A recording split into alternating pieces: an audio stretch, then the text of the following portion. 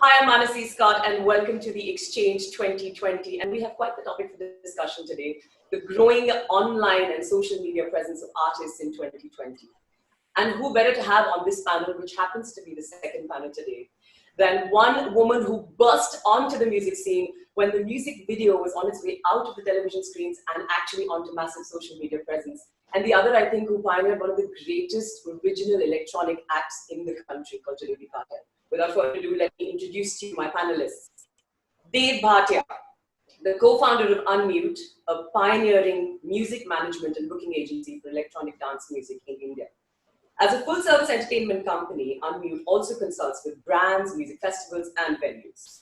Its ethos and philosophies, though, are based on Dave's groundwork in India's leading erstwhile electronic live act, Jalebi Cartel. During that time, Dave developed new techniques and formats to help artists, as well as provide a bridge between venues, brands, talent by setting up industry-defining benchmarks.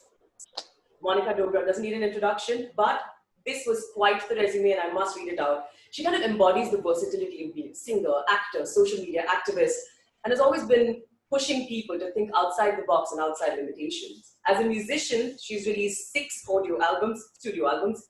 Her recent release, Narayan Mastana, hit number 10 on the pop charts in India. She has been labeled an ambassador of the New India by Republic of Brown, included in a list of the 50 most influential women by Elle in India. Welcome to the Exchange 2020, Monica Dogra and Dave Bhatia. Thanks. Thank you. Should we just get to the questions, or is there something you'd like to say about the topic itself? I think let's just get to it because we have 20 minutes. All right. Yeah. So let me start with you, Dave, because you've actually managed from the ground up and then created a niche space online. We won't go as far back as the last decade or two, but 2019 to 2020. What's the difference between the way artists are projecting themselves on social media and should project themselves on social media?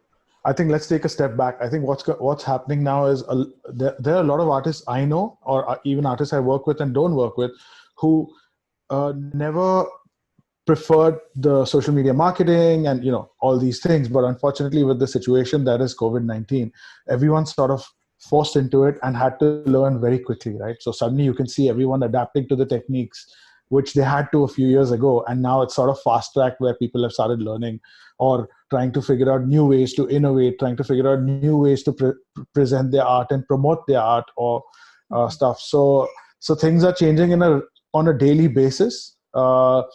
New technology and apps are coming on a daily basis. So I guess all of us will have to learn to adapt really quickly.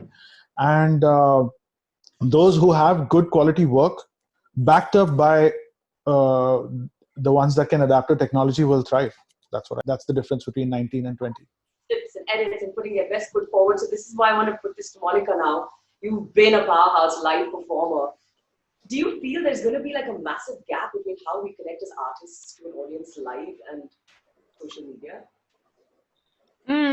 Yeah, I mean, right now the medium of live performance just doesn't even exist. It's social media performances. But I think within that, what I'm noticing at least is like, in the beginning of quarantine, it was like everyone was doing Instagram live sessions and singing to their fans. But now everyone's thinking about how to reestablish intimacy within that exchange between artist and fan base. And what does that even look like? As we all know, our freedoms will probably come back little by little. It's not like we're going to go straight back into the live music scene with performing to hundreds or thousands of people. We might be allowed to be around 5 people, 3 or 4 people. So now, just to throw also to what Dave said, I feel like everyone is going through, we are all, you included, being a performer and a musician yourself, whatever it is that we were used to doing. So for me, if that looked like I was like super involved with Instagram, I'm on Twitter every day, bam, bam, pumping out the content. In quarantine, I'm just doing the counterintuitive, because this is suddenly everything's disrupted. So I'm thinking about how, what does this mean for me? And I think everyone's thinking about that, including the live music scene. So what I hope, and we can only, make predictions, is that the same sort of intimacy that we used to feel of community in India with the independent music scene, go back like 7, 7 years ago, Dave, right? Yeah, 7 years ago, that we might feel like a renewed sense of, this is my community and I took it for granted, and holy shit, I gotta be there and I've got to do that. I'm feeling that now. Even when I meet my friends on Instagram Live, we're all like, oh my God, hi Vishal, oh my God. We're so excited to see each other. So I hope that translates back when we emerge into the new world, as we keep that intimacy, that sense of community. So is survival going to depend on you are what you share? Are you going to put more of yourself out there? Are you going to have a wall between who you are, as a real life persona, create a totally different persona online? Like for me, I'm doing less. For me, at first my response was I was on Instagram Live all the time. For me, I'm doing less. Dave is noticing that people who in the past did less are suddenly doing more. I feel like we're in a situation where our normal is disrupted. Yeah. And that's a time of great reflection for us to consider, everything that we've ever done, how we can do things differently. Niels Fromm recently sent out a mass message to his fan base saying he was going off in Facebook or social media. And if you wanted to get in touch with him, you have to go to his website. And I think for someone like me, now I've been around for a really long time, I'm not in my developmental stages.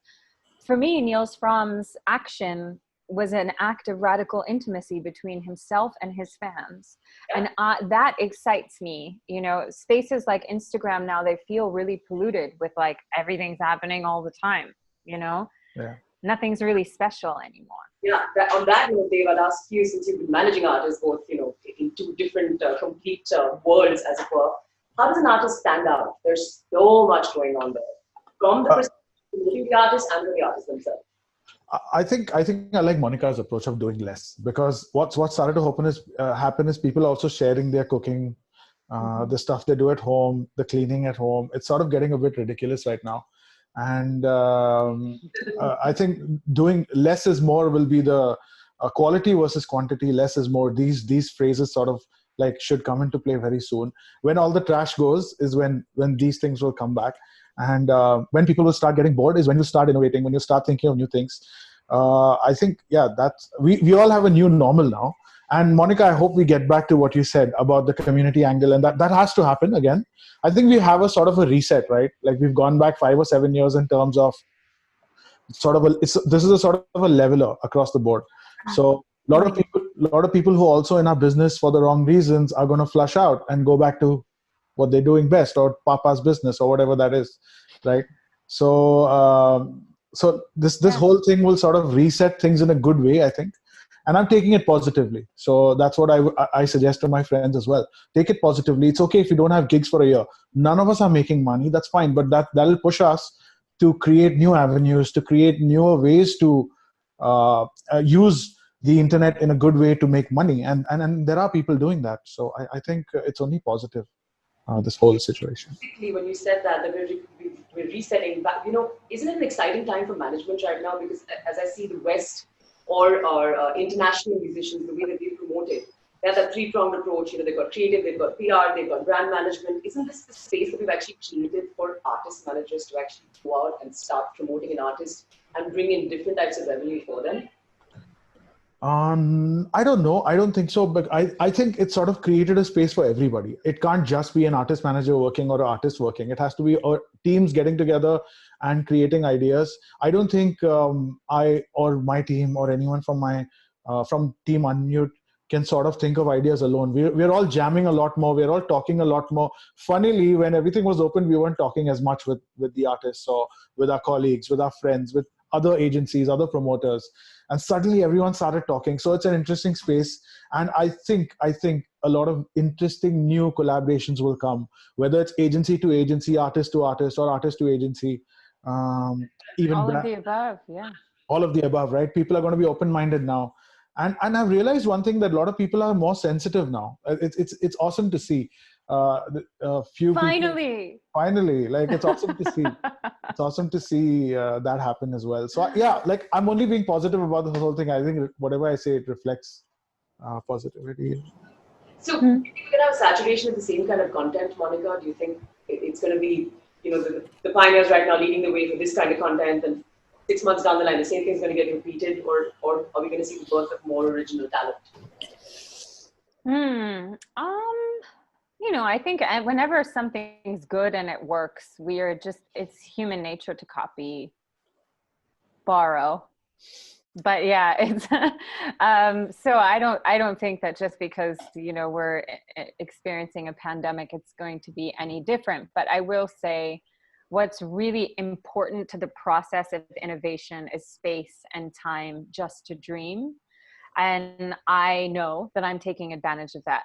A lot of us, just out of survival, and you want to keep upping the game in terms of, you want to pump out more content, you want to live a better life, you want to earn more money, you want your audience to grow, that often we're like on this wheel of just doing. You rarely step off just to create this space to like imagine if you even really love what you're doing, or what you would do if money wasn't an issue, or if you had the time finally. And I think most people are doing that now because we have to.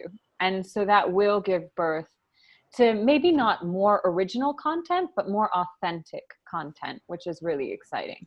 Innovative as well, maybe. Any advice to the artists as we're winding down, Dave?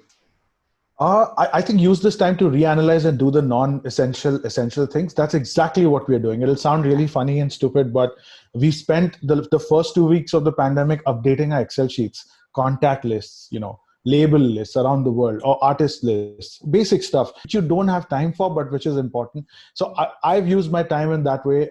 We've also spoken to all our artists to use the time to sort of, okay, you've had a plan to release this much music over the next few years. Why can't we sort of bring some stuff forward, since we now all have time?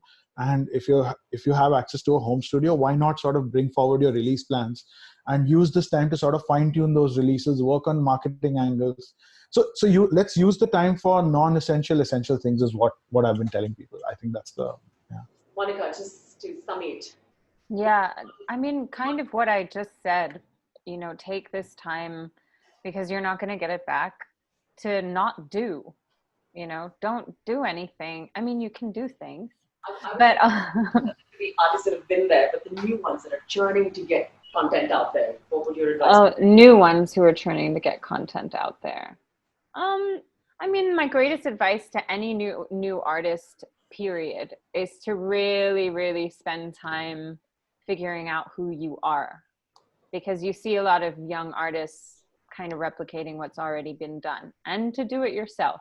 So that means, like, maybe in your limited amount of space, whatever home studio or gear you have, like, produce a little show, like do more. It's all about engaging with your community, putting your personality out there, putting your sounds out there, not waiting for a management company to come along and like help you get everything done, because that management company will never come along unless you're already doing it. You have to become a desirable artist on your own. And I think a great example of that is Raghav Miatal, who literally just like went to people's living rooms, for a year, and now he has a fan base, and then he signed to Shark and Ink, and he's doing a really beautiful job.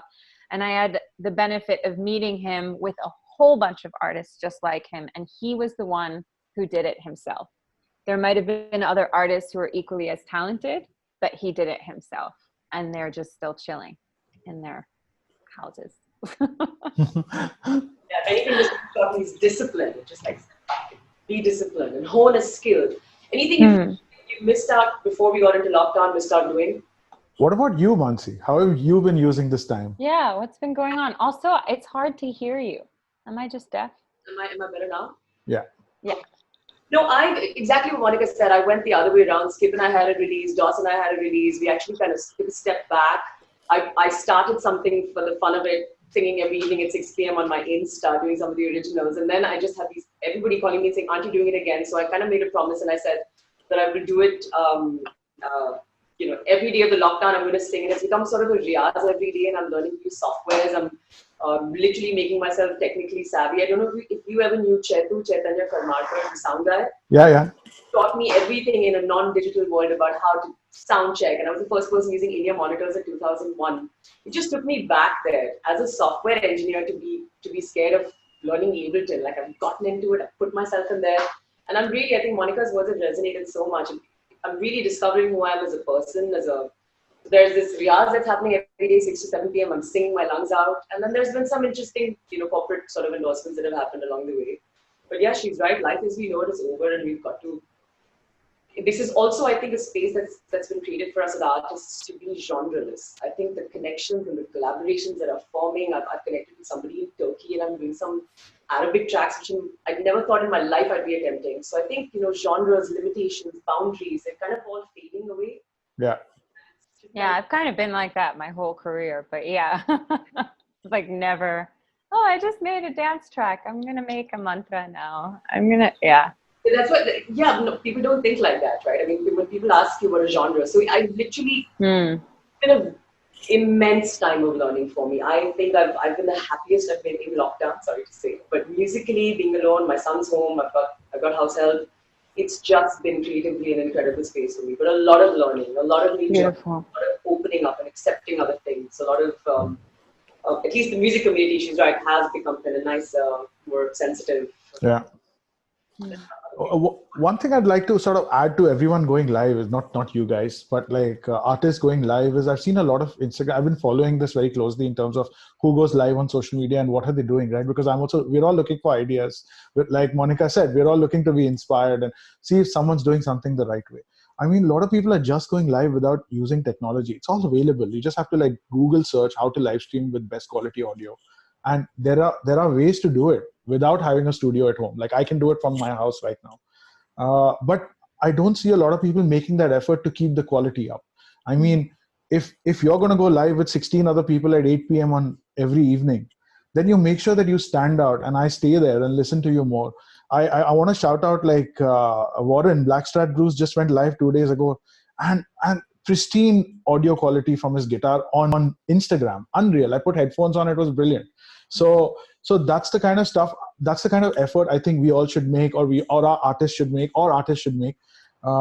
in terms of going live. I saw on some live stream, some really A-list top artists, I don't want to name them, going live and talking. I don't want to hear you talk on a platform. Come and play if you can. I mean, if you're talk a lot. I mean, no, you're supposed to. Those artists were supposed to play a set, but they ended up talking to their fans about their music. It was Friday evening. I logged on I was having a drink and I was like, okay, let me listen to what this guy has to play. I see. Yeah. And you're talking about your tracks. I don't care, dude. Like, so yeah. Mm-hmm. So over this chat, I want to send you my setup. You'll be amazed. I had nothing. My studio was getting revamped. I've literally figured out portable speaker connections to the laptop, to my DJing sound card, to the mic, and yeah, it's been quite amazing to do that. But sound is a very, very crucial thing, and I've literally been working on it every single day to get something balanced out right now. But effort, discipline. Anything else you'd like to add before we say ciao?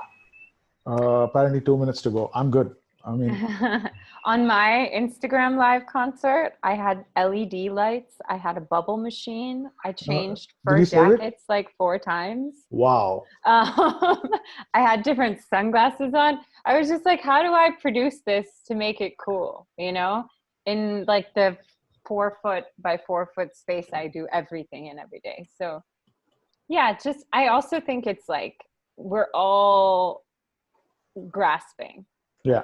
So if you try, period, that's good, Yeah, sure. It's that complacency that's like, thought put into it, as they said. Try with a little bit of style and a little bit. Yeah, I mean, you might see like a superstar come on and their internet doesn't work, Like 2 of my really good friends were just doing an Instagram live from New York and suddenly the internet didn't work. And you're like, 6,000 people are on this live stream. Like, what's happening? So it's okay, Rami normally on my live stream when I was so that's great. I mean, that's Yeah. You're right. I mean, you never know. So that brings us, I think, to the conclusion. It was really lovely talking to you, Dave and Monica. And here's likewise to us, exploding onto the scene in a completely new way and making the most of this lockdown. And all the very best to all the artists. Thank you for joining us on the Exchange 2020. Mad love. Stay safe and stay sane. Nice one, Dave. Bye.